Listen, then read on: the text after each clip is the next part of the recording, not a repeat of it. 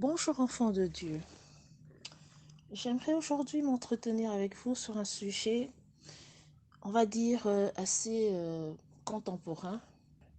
Généralement, nous entendons la phrase, qu'elle fasse ce qu'elle veut, elle sait ce qu'elle veut, c'est une grande personne.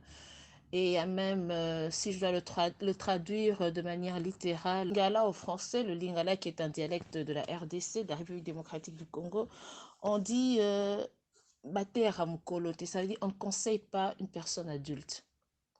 Aujourd'hui, on préfère être dans une zone de confort pour ne pas s'attirer des problèmes.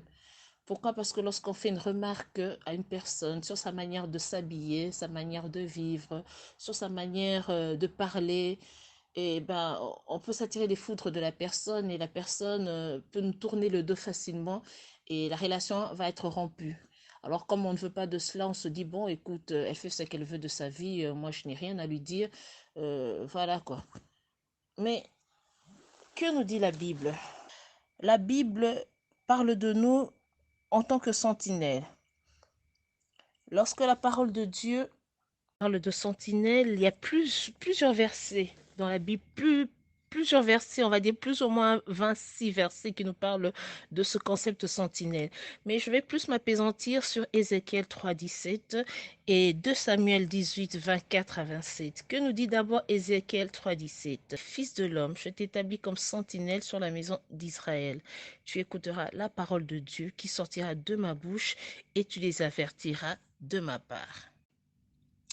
2 Samuel 18, 24, toujours la version Louis II nous dit « David est assis entre les deux portes. La sentinelle alla sur le toit de la porte vers la muraille. Elle leva les yeux et regarda.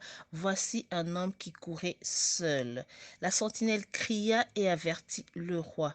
Le roi dit « S'il est seul, il apporte des nouvelles. » Et cet homme arrivait toujours de plus près. Donc voilà, nous voyons que la sentinelle a pour rôle de veiller. La sentinelle a pour rôle de veiller sur un bâtiment, de protéger un lieu.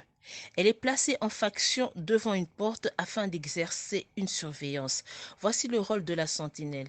Mais qu'est-ce qui se passe de nos jours? Nous sommes sentinelles les uns des autres, comme nous dit la parole de Dieu. Nous avons le devoir, notre rôle est de veiller sur notre prochain. Mais aujourd'hui, qu'est-ce que nous attendons? C'est pas mon problème.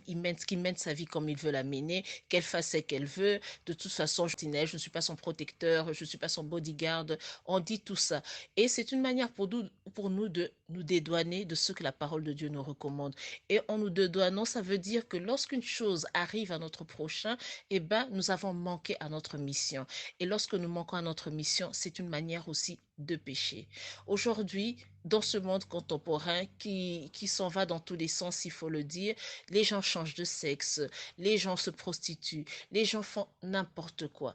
Mais nous, en tant qu'enfants de Dieu, nous avons ces personnes-là dans notre famille, dans nos familles, nous avons ces personnes-là dans notre entourage. Ces personnes-là sont nos amis, sont nos collègues de service. Ces personnes-là sont dans nos églises. Ces personnes-là sont dans, on va dire, on vit avec quotidiennement. Mais que faisons-nous pour ramener ces personnes à Christ? Que disons-nous à ces personnes? Est-ce que nous avons le temps de leur parler de Christ? Est-ce que nous avons le temps de les ramener à la raison? Lorsque je parle de ramener à la raison, ce n'est pas dire non, tu vois, ce que tu fais, ce n'est pas bien, il faut que tu arrêtes. Non, de leur parler de Christ. Parce que seul Christ peut les convaincre. Seul Christ peut les changer réellement. Ce n'est pas la morale qui change, c'est la parole de Dieu qui change. Voilà ce que je voulais dire à tout un chacun d'entre nous. Aujourd'hui, prenons vraiment en compte ce rôle, prenons au sérieux ce rôle que Dieu nous donne d'être la sentinelle de notre prochain et veillons à ce que notre prochain ne tombe pas dans le trou, dans le piège que le diable nous tend quotidiennement, celui de pécher, celui de nous éloigner de Dieu. Merci.